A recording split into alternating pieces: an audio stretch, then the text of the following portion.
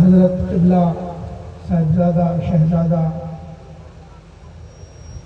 حضرت سائیں قرب دھنی میاں منیر احمد مشوری دامت برکاتہ القدسیہ اور حضرت صاحبزادہ شہزادہ سائیں قبلہ پروفیسر میاں منظور احمد مشوری قاسمی دامت برکاتہ العالیہ، عزیزان محترم، میں کوئی خاص مضمون لے کر ذہن میں نہیں آیا، سائیں نے حکم فرمایا تو میں چند کلمات عرض کر دیتا ہوں جو ہم نے مرشد کریم سے سنے تھے۔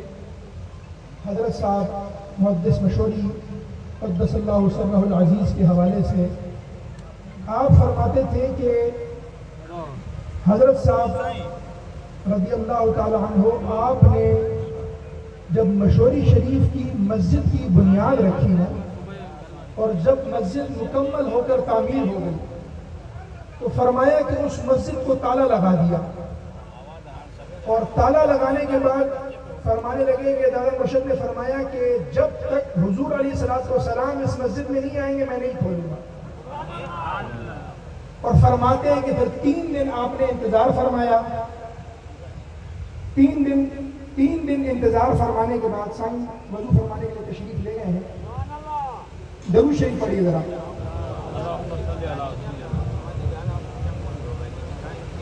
تو آپ نے 3 دن کے بعد جب وہ مسجد کھولی تو اس کے اندر وہ خوشبو تھی جو خوشبو پہلے کبھی کسی نے نہیں سنی۔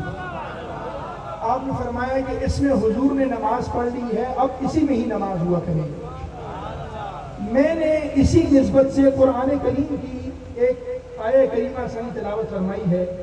میں ابھی دیکھ رہا تھا مولوی صاحب بھی گلا کر رہے تھے شاید ساؤنڈ کام نہیں کر رہا ہے، تو میں نے کہا شاید اردو کی وجہ سے نہ ہو رہا ہو، تو اگر کہیں تو سندھی میں بھی تھوڑی تقریر کر لیں کیونکہ مرشد کریم تو کرتے تھے۔ یہ عشق اور محبت کی بات ہے۔ آپ کی مادری زبان سندھی نہیں تھی، لیکن اپنے مرشد کی محبت کے اندر رنگ ڈھنگ کپڑا صورت سیرت زبان تک بھی اپنے مرشد کی اپنا لی، یہ ہم نے دیکھا۔ اللہ تعالیٰ نے قرآن کریم کے اندر ارشاد فرمایا ہے، یہ جو میں نے آپ کو واقعہ سنایا نا کہ دادا مرشد کریم نے جب مسجد بنائی تو اس وقت درگاہ عالیہ مشوری شریف کو کوئی نہیں جانتا تھا، کوئی تعارف نہیں تھا، گاؤں تھا، بیابان کے اندر کون جانتا ہے کون پہچانتا تھا کہ درگاہ یہاں پر مشوری شریف ہے یا کوئی اور معاملہ ہے۔ لیکن ابراہیم علیہ السلام کا جب قرآن کریم کے اندر یہ واقعہ آتا ہے کہ آپ نے جب کعبۃ اللہ شریف تعمیر فرمایا تو دعا کی، فرمانے لگے ربنا انی اسکنت من ذریتی، یا اللہ میں اپنی ذریت یعنی اپنی اولاد میں سے کچھ اولاد کو، ربنا انی اسکنت من ذریتی بواد غیر ذی زرع، یا اللہ میں اپنی اولاد میں سے کچھ اولاد کو اس غیر زرعی وادی میں چھوڑ رہا ہوں، جہاں پر نہر نہیں بہتی، جہاں پر زراعت نہیں ہوتی، جہاں پر گھاس نہیں اگتی۔ ربنا انی اسکنت من ذریتی بواد غیر ذی زرع، یا اللہ یہاں پر تو کوئی بھی نہیں آتا ہے، میں یہاں پر تیری اپنی اولاد میں سے کچھ اولاد کو چھوڑ رہا ہوں۔ فرمایا کہاں پر؟ فرمایا عند بیتک المحرم، جو تیرا پاک گھر ہے اس گھر کے برابر میں اپنی کچھ اولاد کو ادھر چھوڑ رہا ہوں۔ اب یہ جو یہاں پر اتنی مخلوق آئی ہوئی بیٹھی ہوئی ہے نا، اس قرآن کریم کی آیت کے اندر آپ لوگوں کا بھی ذکر ہے۔ فرمایا کہ یا اللہ میں ادھر اپنی کچھ اولاد کو یہاں پر چھوڑ رہا ہوں، عند بیتک المحرم، یعنی میں ایک درگاہ بنا رہا ہوں، لیکن یہاں پر زراعت نہیں ہوتی ہے تو پھر کیا کریں؟ فرمایا ربنا لیقیموا الصلاۃ، تاکہ یہ نماز پڑھیں، فاجعل افئدۃ من الناس تہوی الیہم، یا اللہ اپنی مخلوق میں سے کچھ لوگوں کا دل ان کی طرف مائل کریں۔ یہاں پر زراعت نہیں ہوتی ہے، یہاں کوئی کھیتی باڑی نہیں ہوتی ہے، تو پھر کیا کریں؟ فرمایا یا اللہ اپنی مخلوق میں سے جس کے اوپر تو اپنا کرم فرمائے گا ان میں سے کچھ لوگوں کا دل ان کی طرف مائل کر دے۔ اب جب دل ان کی طرف مائل ہوگا تو حج بھی ہوگا، عمرہ بھی ہوگا، لوگ زیارت پہ بھی جائیں گے، وہاں نہ پانی ہوگا نہ گھاس ہوگی، لیکن جو جہاں سے جائے گا اپنے علاقے کی سوغات لے کر جائے گا۔ افغانستان سے آئے گا، جی کیا کرنے آئے ہو؟ حج کرنے آئے ہیں۔ حضور علیہ السلام سے پہلے جب جائے گا تو وہاں پر پوری دنیا کے اندر قحط پڑا ہوا ہے، قریش کے گھر بھرے پڑے۔ میں آپ کو عرض کر رہا تھا کہ جو حضرت صاحب نے جو مسجد بنائی نا، اور مسجد بنانے کے بعد فرمایا کہ جب تک حضور نہیں آئیں گے تب تک یہ مسجد نہیں کھلے گی، میں اس پہ جوڑنا چاہ رہا ہوں۔ آپ نے فرمایا کہ ربنا لیقیموا الصلاۃ فاجعل افئدۃ من الناس تهوی الیہم، یا اللہ کچھ لوگوں کا دل ان کی طرف مائل کر دے۔ اب یہ جتنے بھی درگاہ عالیہ مشوری شریف سے وابستہ جتنے بھی لوگ ہیں، یہ تہوی الیہم کے اندر شامل ہیں۔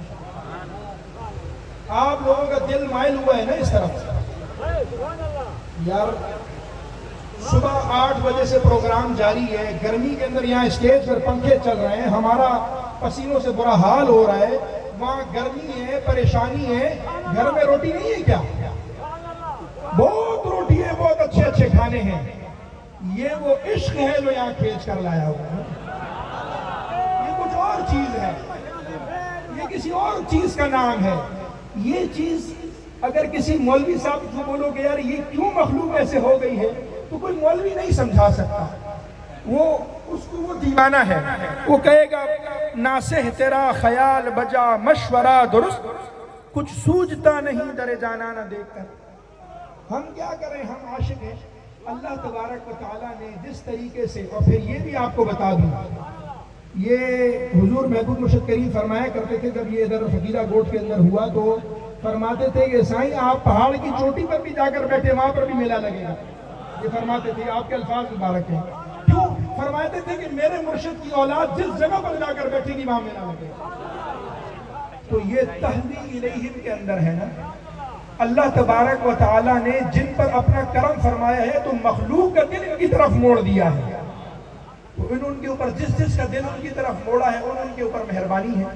تو یہ یہاں پر بھی فیض، یہ ناران میں جائے تو وہاں پر بھی فیض، سوات میں جائے تو وہاں پر بھی فیض۔ میں سائیں کو دیکھ رہا تھا، سائیں اپنے جماعت کے کچھ وہ بڑے وہ مست فقیر جو ہوتے ہیں نا، ان کے ساتھ وہاں دورے پر تشریف لے کر گئے ہوئے تھے، اور میں وہ ویڈیو دیکھ رہا تھا تو وہاں پر ناران میں بیٹھے سبز پہاڑ ہیں، ہرے ہرے پہاڑ ہیں، وہاں پر بھی نعتخوانی ہو رہی ہے، منقبتیں چل رہی ہیں، مہربانی ہو رہی ہے۔ حضرت قبلہ سائیں منیر سائیں کی ایک اپنا مزاج ہے، اپنی ایک انداز ہے۔ میں یہ کہتا ہوں یہ بھی تبلیغ ہے۔ فرمانے لگے کہ وہاں پر بہت سارے ایسے سوات کے لوگ جو تبلیغی جماعت میں پتہ نہیں کن کن جماعتوں میں، جب دیکھا سائیں کو کہ یار یہ کوئی الگ ہی رنگ ہے، الگ ہی موقع ہے، تو وہاں پر آئے، سائیں سے ملے، ملاقات بھی ہوئی، فیض بھی لیا اور چلے گئے۔ یہ مہربانی ہے۔ مالک کریم اس فیض کو تا قیامت جاری و ساری رکھے۔ میں نے قرآن کریم کی ایک چھوٹی سی سورت آپ کے سامنے پڑھی تھی، آیہ کریمہ، وہ اس کا ترجمہ اور تفسیر مختصر بیان کی، اسی پر اکتفا کرتے ہیں۔ وما علیہ البلاغ۔